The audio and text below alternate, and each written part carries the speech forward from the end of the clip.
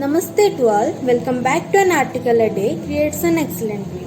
The smart way to enhance your vocabulary and expressive skills. My name is Anshinmay Behra, student of class 12, Kendriya Vidyalaya, Malkangiri. I am going to read out today's article to you. Here is the article, The Scientific Argument for Mastering One Thing at a Time, written by James Clear. He is the author of one of the best-selling books, Atomic Habits. Many people, myself included, have multiple areas of life they would like to improve. For example, I would like to reach more people with my writing, to lift heavier weight at the gym, and to start practicing mindfulness more consistently. Those are just a few of the goals I find desirable, and you probably have a long list yourself. The problem is, even if we are committed to work hard on our goal, our natural tendency is to revert back to our old habits at the same point. Making a permanent lifestyle change is really difficult. Recently, I have come across a few research studies that will make these difficult lifestyle changes a little bit easier. As you will see, however, the approach to mastering many areas of life is somewhat counterintuitive. Too many intentions.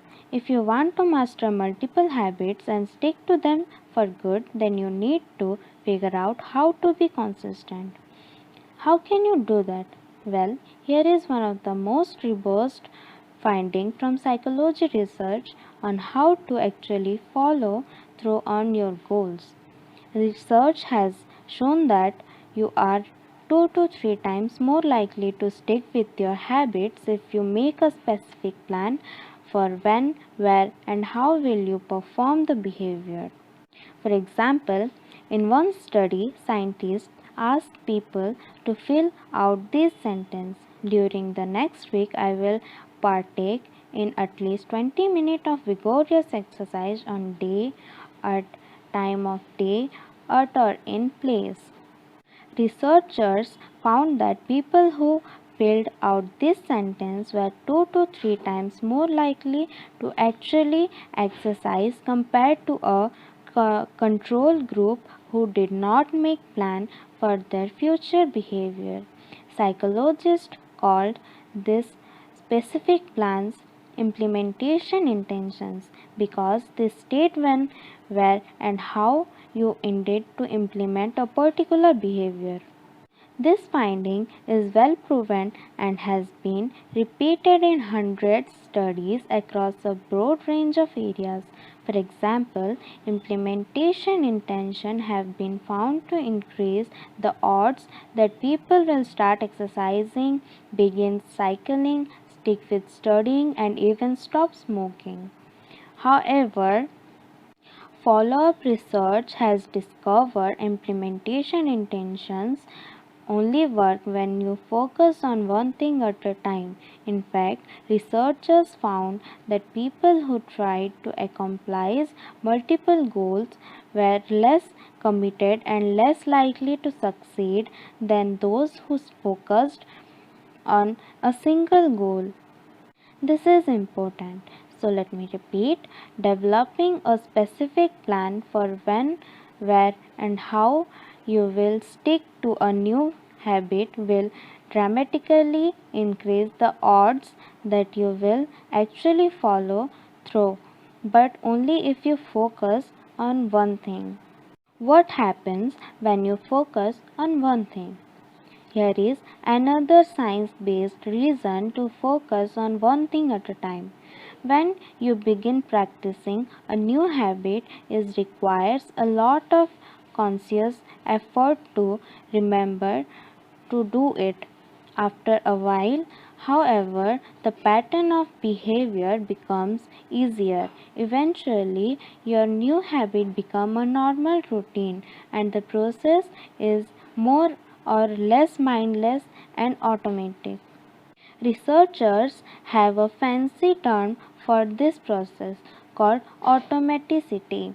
Automaticity is the ability to perform a behavior without thinking about each step, which allows the pattern to become automatic and habitual.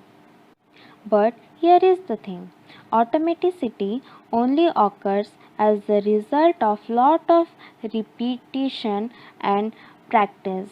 The more reps you will in, the more automatic a behavior becomes.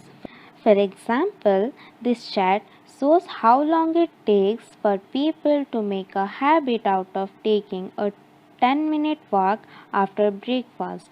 In the beginning, the degree of automaticity is very low. After 30 days, the habit is becoming fairly routine. After 60 days, the process is about as automatic as it can become. The most important thing to note is that there is some tipping point at which new habits become more or less automatic. The time it takes to build a habit depends on many factors including how difficult the habit is, what your environment is like, your genetics and more. That said, the study cited above found the average habit take about 66 days to become automatic.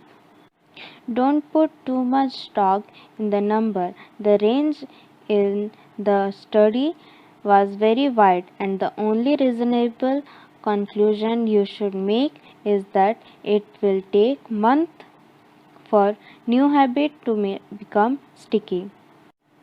Change your life without changing your entire life. Alright, let's review what I have suggested to you so far and figure out some practical takeaways. First, you are 2 to 3 times more likely to follow through with the habit if you make a specific plan for when, where, and how you are going to implement it. This is known as an implementation intention. Second, you should focus entirely on one thing. Research has found that implementation intentions do not work if you try to improve multiple habits at the same time. Third, research has shown that any given habit becomes more automatic with more practice. On, on average, it takes at least 2 months for new habit to become automatic behaviors. This brings us to the punchline of this article. The counterintuitive insight from all of this research is that the best way to change your entire life is by not changing your entire life. Instead, it is best to focus on one specific habit, work on it until you master it, and make it an automatic part of your daily life. Then repeat the process for the next habit. The way to master more things in the long run is to simplify focus on one thing right now.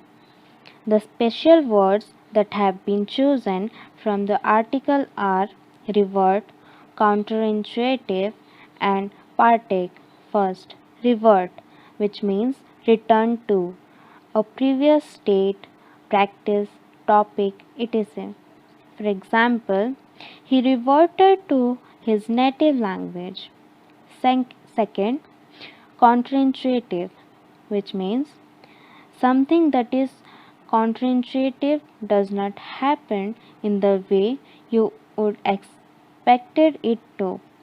For example, steering a sailboat is counterintuitive, which means you push the tiller the opposite way to the way you want to go. Third is partake, which means to become involved with or take part in something. For example, she was happy to partake in the festivities.